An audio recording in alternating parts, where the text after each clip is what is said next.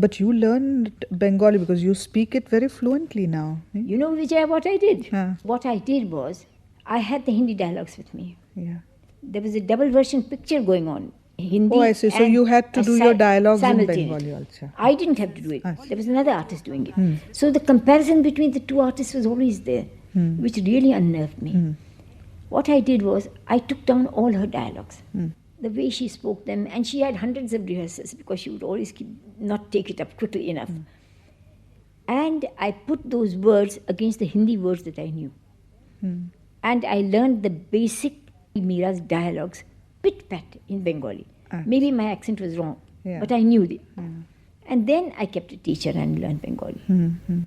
And I finished Rajnari Meera and came back to Bombay. Rajnari Meera was a very great artistic production, but not the sort of success that Prabhat had. However, D.K. Bose was a very well-accepted director of the time, and he immediately signed me for another film called Sita, but not with New Theatres. He was going to East India Company, and there I did Sita, which was really a beautiful picture. Yeah. So far you had done only, as you see, mythological roles, isn't it?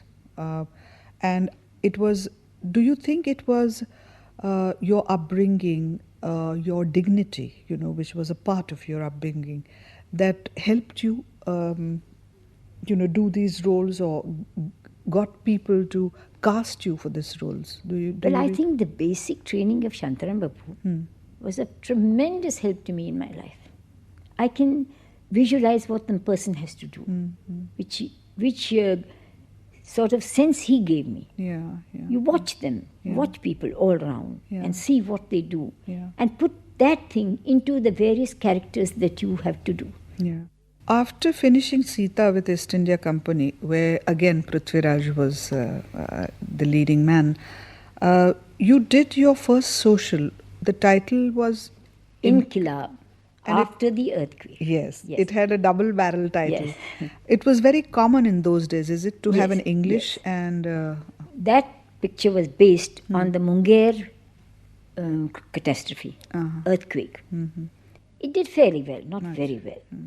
Because as I say, the 40 of New Theatres was the subject which appealed to the intellectuals, to people who were educated. It was not a large audience subject. Then, after that, D.K. Bose came to Bombay, thinking that he would tap that market, the Bombay market, with another subject which was also social, and that was Life is a Stage, Jeevan Natak. Achha. What do you think was the reason for these double barrel names? Well, there was the attraction of having some sort of a name which was out of the way. Sita, Anusaya, Ahilya, all had come and gone. So there was nothing left to be done. It also, I think, goes to show the importance of English in that period. This period was what, about 1940s? No, it is 40s. Before 40s, about 40s. 36 I did the majority. Achha. And after 36, these two pictures actually. Achha. And then again came the major contribution of Amar Jyoti, isn't it, after these three? Let us know more about Amar Jyoti. Achha. After Life is a Stage, which DK did, DK Bose, as we used to call it DK, we did that in Bombay, but that also did not click. And I got a letter from Prabhat, again, to say, we have a subject for Bai, if she would like to do it. So, of course, off I was, running up to Pune this time. Because after Maya Machanda, they had shifted to Pune, and now the studio was ready with electric lights and everything complete. Before that, we used to do sunlight work. All over. Only sunlight. Only outdoor. sunlight. Only sunlight. However, I went. So then, what were the routines? I mean, you had no night shooting at all. Not at all. Not at all. Evening light, they used to do the shooting, controlling the lights. Lighting effect, rather. Not the lights. There were no lights. So when would you start then? In the morning? We started when I first went to Prabhat. They used to start their day, start shooting 7 o'clock, ready on the set at 7. By sunrise. We had to go to the studio at about 5:30 or 6 to do the makeup, because the costumes were very elaborate, the jewelry was there, and all the paraphernalia took quite a lot of time to get ready. We started at 6, went to the studios, did our makeups, then all the ornamentation was done. Then we got on the set by 7 o'clock exact. But 15 minutes before we reached, Shantanu Bapu was on the set. Achha. The technicians were ready with camera set and everything. And we shot till sunset. Every drop of sunlight, they got it. Yeah. Absolutely every... But wasn't it during the afternoon a very hot sun? God, we got branded, Vijaya. Because all the jewelry was made of, and bodies were practically half open, except the upper tops and saris, of course. But the sun was so terrible that wherever there was a piece of jewelry, it left a brand. And it was so hot. There were no fans, no air conditioning, no any sort of relief against that. No umbrellas, nothing at all. Nobody bothered about you. You jolly well stood or sat in the sun and did your work. And this condition had changed by the time you started Amar Jyoti. Before Amar Jyoti. I mean, but slowly. Yeah. But therefore, did the production values also change because of the electrical lightings? No, their production values were wonderful. They were real artists. That's why I say it was a unique group doing all these things. They knew exactly what time, where the sun rays would be and what could be done, and which is the ray that must not touch by his nose so that she doesn't look too bad, etc., etc. They were fantastic. And to think that they were really not the accepted, educated class of people. They were purely, absolutely purely work people. Very decent to behave with, very clean, very absolutely exactly what they wanted, they knew, and they got it out of you. But Amar Jyoti you did after being in the Calcutta film industry and having done about 3-4 films there. Did that experience help you or change your approach to acting when you started doing Amar Jyoti? Well, it was a different approach altogether. It was a different school. So when I came back for Amar Jyoti, I said to Shantanu Bapu one day, I want to talk to you. And I told them that, look, I have now learned to do things in a different way, in a different, the dialogues to be spoken in a different way, and altogether a different school of acting. So it'll take me some time to get out of it. So if you agree, I will do whatever you want me to do, but I'm more comfortable doing this. Shantanu was most generous. He said, you do whatever you have to do, whatever you feel you have to do according to the situation or the requirements of that particular shot. If I agree, I'll accept it. If I don't agree, I will tell you. So I told him that the first thing is that my voice is now much lower in speaking. And I'm not that broad in my expressions as I used to be. And the clothes are now, as I wanted it at that time, during the social clothes, are loose and comfortable. So he said, you talk to Shantanu, to Sai Mama about it. Sai Mama will solve that difficulty of yours. So they used to divide their difficulty. Then I would tell Sai Mama, I feel uncomfortable here, I feel uncomfortable. Then they would adjust it according to that. So I really got into it because of their decent behavior right through to an artist who was really not a perfectly molded artist by any sense of reason. Or it was a product that had come out of their studio. They could have really brushed me aside, but they did it very nicely. And they trained me in jumping up and down and all the rest of things, whatever. This is necessary for this particular picture. Amar Jyoti was a sea subject. And we had to climb ropes and jump down and all that sort of thing. You didn't have any substitutes doing that for you? Good Lord, they would say, go home and sit back, don't come here. That was their attitude. They thought that artists must take up their work as and when it is given to them. And they were very kind, very understanding. Yeah, and you managed all the jumps, because I remember one particular sequence where you are hanging onto the wall. Oh, yes, And yes. then the camera is set. Yeah. And then they said, now you're ready? I said, yes, ready. I stood there for some time. And then whenever the camera started, I had to jump and dish down, you see, because they were chasing me. So I ran down the steps, got onto the wall, hanging onto the wall. And when the camera started, they said, jump. So I jumped. And that was 12 feet. But I just didn't think about it. And to tell you the truth, it didn't affect me at all. Because I was so engrossed in doing it that it just carried me over. After a while, I discovered that I was in pain. And I didn't know what was happening. But it subsided. And so that was the end of the problem there. Yeah. Also, in Amar Jyoti, we had to do a lot of chasing. The steps were winding like that. Yeah. And they were chasing me, and I was supposed to dodge them, and I was supposed to throw the knives at them. All this training I had to do. And Amar Jyoti's background was fantastic. Yeah, The I sea, still the vividly, rocks, yes.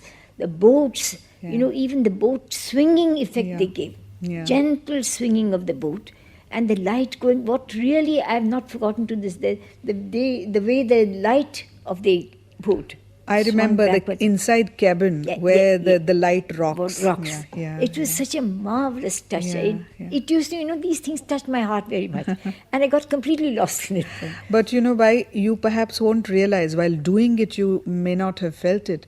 But today, when people look at it, maybe from the Prabhat film archives, they feel it's the first feminist movie, because it's women, one generation of women. There were three generations, right? Yeah. That, a woman passing on a message, as it were, to the next generation and then to the next.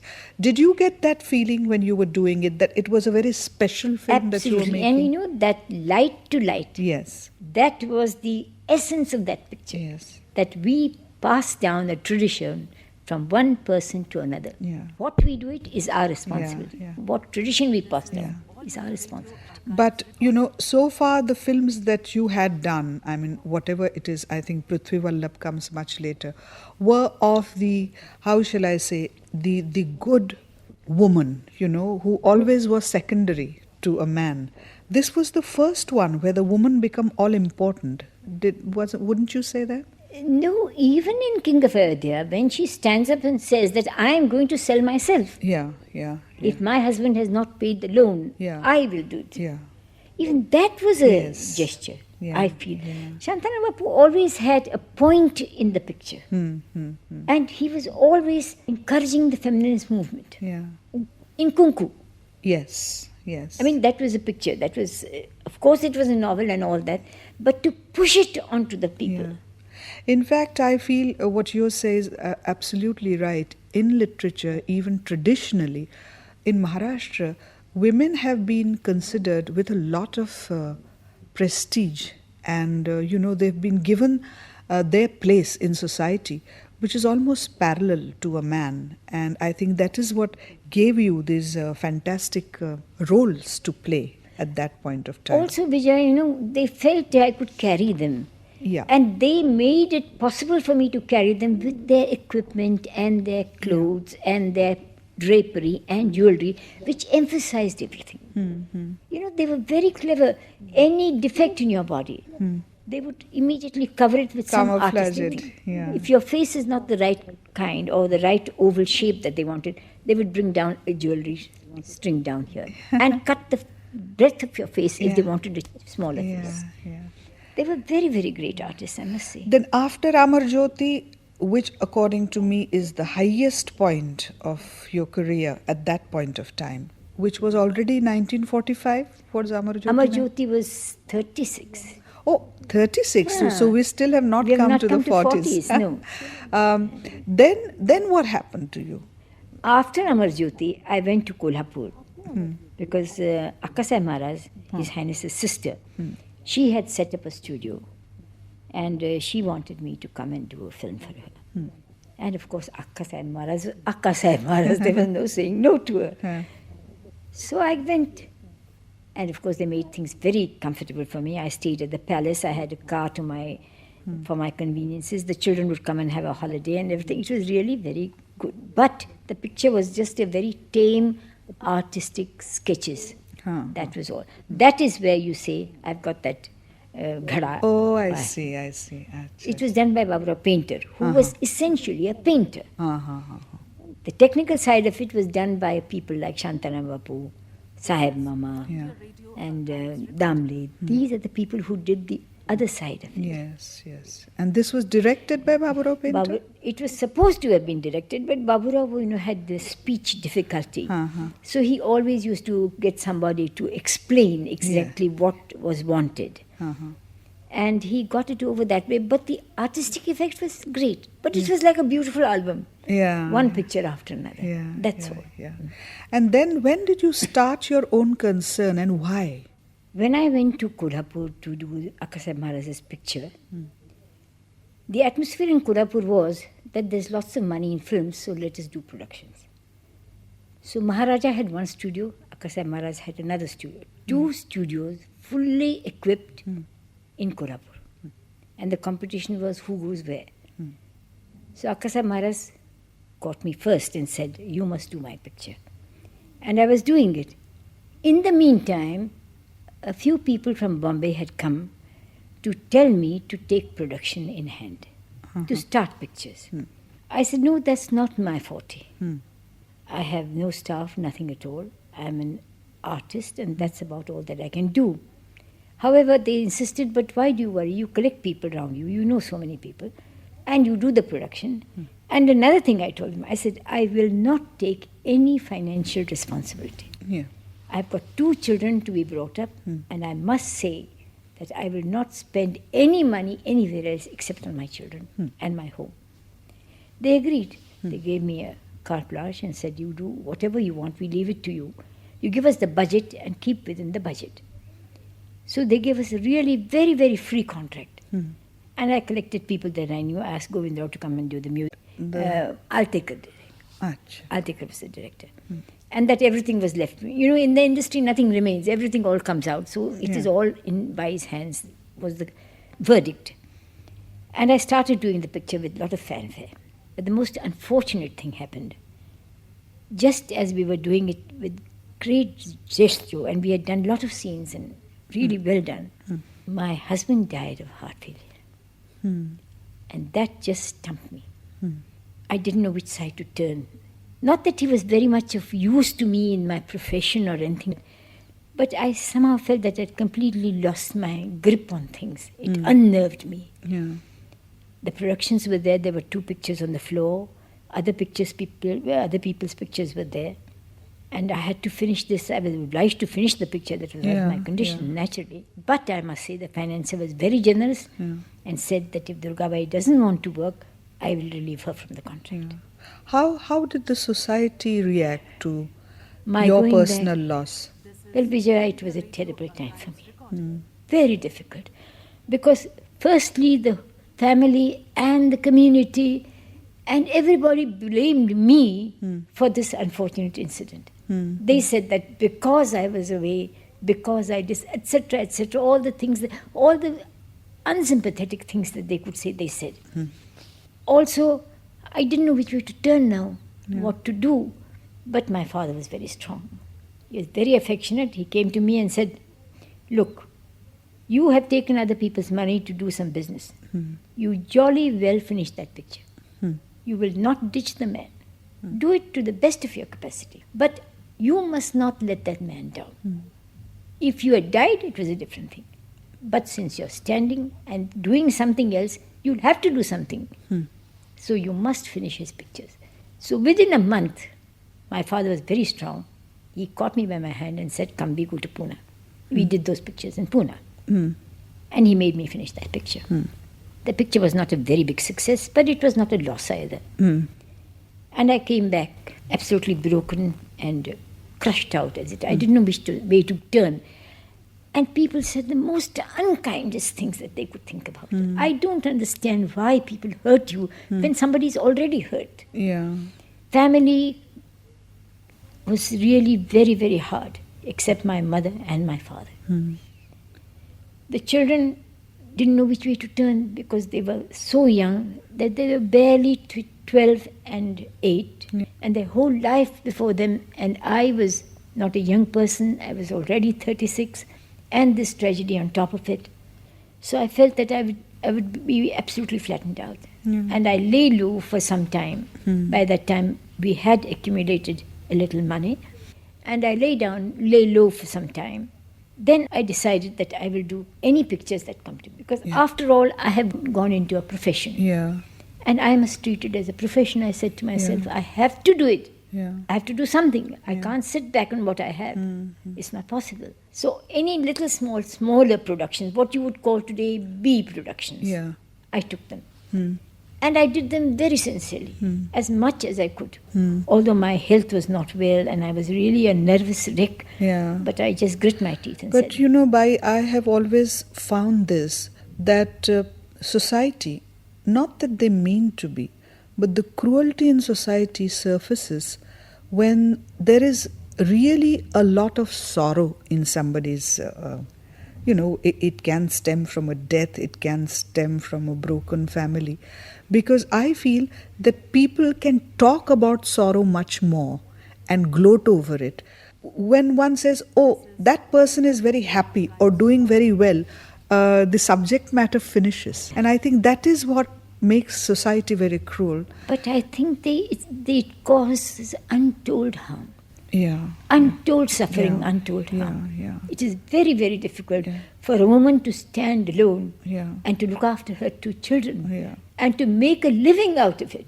It was not a luxury.